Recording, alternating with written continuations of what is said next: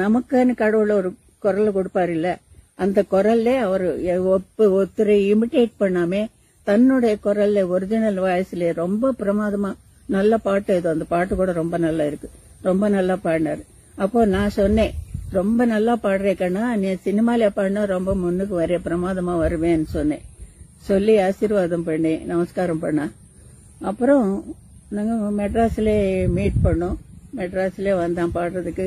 அப்போல இந்த எல்லா ஸ்டேஜ் மேல எல்லா இடத்துலயும் இந்த விஷயம் சொல்லிட்டே இருப்போம்.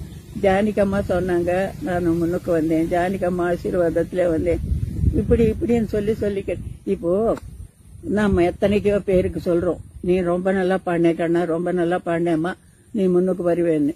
எல்லாரும் வர்றாங்களா? அந்த பையனுக்கு டேலண்ட் இருக்கு, ஒரு விதமான ஆசீர்வாதம், கடவுள் ஆசீர்வாதம் இருக்கு, டேலண்ட் இருக்கு, அதிருஷ்டம் இருக்கு அதோட சேர்ந்து. அதனாலே முன்னுக்கு வந்தான். நான் சொல்றது என்ன இருக்கு, நான் ஆசீர்வாதம் பண்ணேன் சாதாரணமா, அவ்வளவுதான். ஆனாலும் சொல்லிட்டே இருப்பாரு, அது ஒரு கௌரவமா. நாங்க மெட்ராஸ் வந்ததுல இந்த பையன் மெட்ராஸ் வந்ததுல இருந்து நாங்க சேர்ந்து பாடிட்டே இருக்கோம் டுவேட்ஸ். எத்தனை பாட்டு பாடினோம்னா கணக்கே இல்லை. அது எவ்ரிடே மீட் பண்றோம், ஆல்மோஸ்ட் எவ்ரிடே மீட் பண்றோம். ரெக்கார்டிங் ஒவ்வொரு பாஷை இல்லைன்னா இன்னொரு பாஷை ரெக்கார்டிங் நடந்துட்டே இருக்கும். எத்தனை சாங்ஸ் பாடினோம் கணக்கே இல்லை.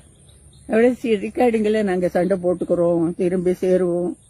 அப்ப பாட்டோட நாங்க மியூசிக்கோட விளையாடுவோம், அப்படி மியூசிக்கோட விளையாடுவோம். அப்புறம் போட்டி போட்டு பாடுவோம், ஒருத்தர் நீ நல்லா பாடுறியா, நான் நல்லா பாடுறேன், போட்டி போட்டு பாடிட்டே இருப்போம். அந்த மாதிரி எத்தனையோ டியூட்ஸ் ஒவ்வொரு லாங்குவேஜ்லயும் ஃபர்ஸ்ட் கிளாஸ் பாடிருக்கோம்.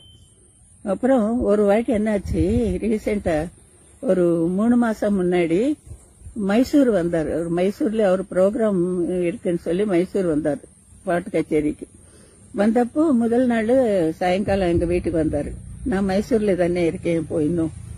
எங்க வீட்டுக்கு வந்து என்னோட எங்க பையனோட ரொம்ப நல்ல பேசி, ரொம்ப நேரம் பேசி, அவர் செல்லுல பாட்டெல்லாம் கேட்க வச்சு எங்க வீட்டுல சாப்பிட்டு மெல்லமா நிதானமா போனாரு.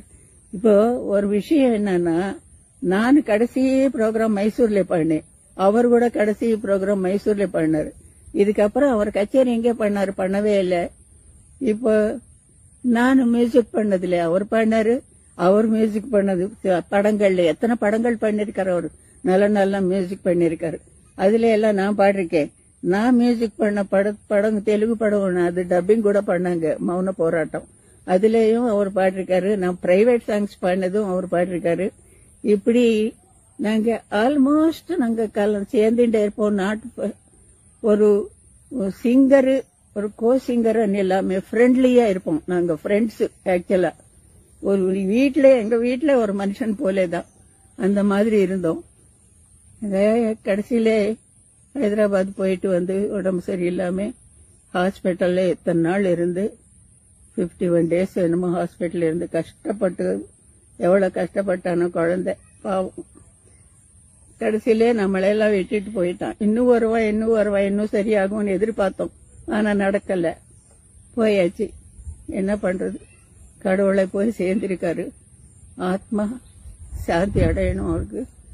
வீட்டுல எல்லாருக்கும் ஆறுதலுக்கு நான் ஆறுதல் சொல்றேன், எல்லாரும் நல்லா இருக்கணும், கவலைப்படக்கூடாது, வீட்டுல எல்லாரும் ஆறுதலா நல்லா இருக்கணும் நான் ப்ரே பண்றேன்.